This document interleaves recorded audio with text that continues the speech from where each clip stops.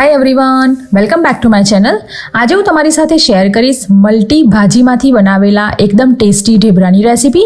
તો ચાલો તેને બનાવવાનું શરૂ કરીએ. ઢેબરા બનાવવા માટે અહીંયા મેં 1 કપ ભરી અને બાજરીનો લોટ લીધો છે. તો અહીંયા તમે જે પણ કોઈ એક વાટકીની મદદથી મેઝર કરતા હોય તે જ વાટકી લેવાની. હવે 1 કપ ભરી અને અહીંયા આપણે જુવારનો લોટ લેવાનો છે.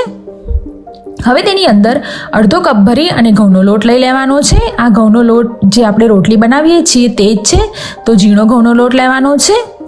હવે તેની અંદર હાફ કપ એટલે કે અડધો કપ ભરીને ઝીણી ઝીણી ચોપ કરેલી મેથી એડ કરવાની છે.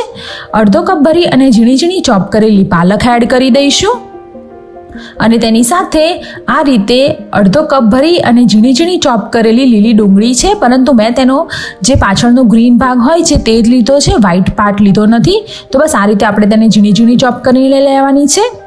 1/4 કપ ભરી અને ઝીણી ઝીણી ચોપ કરેલી કોથમીર એડ કરીશું.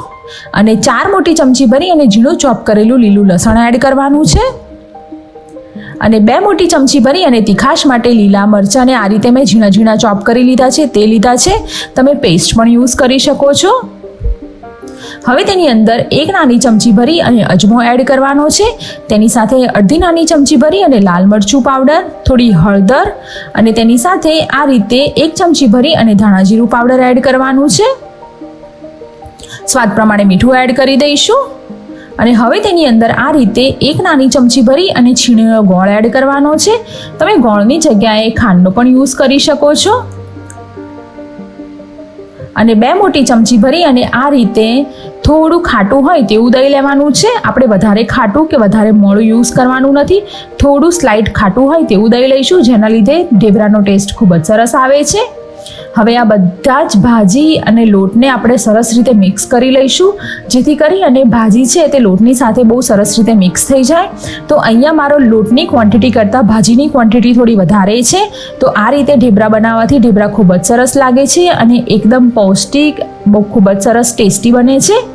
તો બધી વસ્તુ સરસ રીતે મિક્સ થઈ જાય પછી તેની અંદર આ રીતે થોડું થોડું પાણી એડ કરી અને આપણે થોડો સોફ્ટ હોય તેવો લોટ બાંધી લેવાનો છે. તો તમે જોઈ શકો છો કે મારો લોટ અહીંયા બંધાઈને રેડી થઈ ગયો છે. તો બસ આ રીતે આપણે તેને બીજી 3 થી 4 મિનિટ સુધી સરસ રીતે મસળી લેવાનો છે, જેથી કરી અને આપણા ઢેબરા ખૂબ જ સરસ બનશે. તો તમે જોઈ શકો છો કે હું તેને આ રીતે મસળી રહી છું. અને આ રીતે મસળાઈ જાય પછી આપણે તેને બીજી 4 થી 5 મિનિટ સુધી રહેવા દઈશું. 5 મિનિટ થઈ ગઈ છે. તો બસ આ રીતે આપણે તેની અંદરથી એક નાનો બોલ હોય તે સાઈઝનો લોટ લેવાનો છે. તો અહીંયા મેં લોટ લઈ લીધો છે.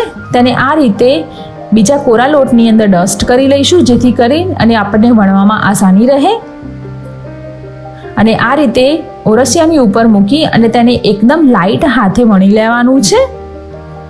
તો તમે જોઈ શકો છો કે હું એકદમ લાઇટ હાથે વણી રહી છું, કારણ કે આપણા લોટની અંદર બાજરી અને જે જુવારનો લોટ છે તેની અંદર ગ્લુટેન હોતું નથી, જેથી કરી અને વણવામાં થોડી મુશ્કેલી પડશે. તો બસ આ રીતે આપણે લાઇટ હેન્ડથી તેને વણી લેવાનું છે.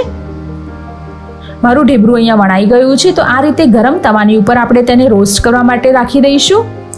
એક બાજુથી થોડું રોસ્ટ થઈ જાય પછી આપણે તેને ફ્લિપ કરી લેવાનું છે. અને ઉપરની સાઈડે આ રીતે એક અડધી નાની ચમચી ભરી અને તેલ એડ કરવાનું છે. તમે તેલની જગ્યાએ ઘરે બનાવેલા માખણ અથવા તો ઘીનો પણ યુઝ કરી શકો છો. તેના લીધે પણ ઢેબરા ખૂબ જ ટેસ્ટી બને છે અને એકદમ સરસ લાગે છે.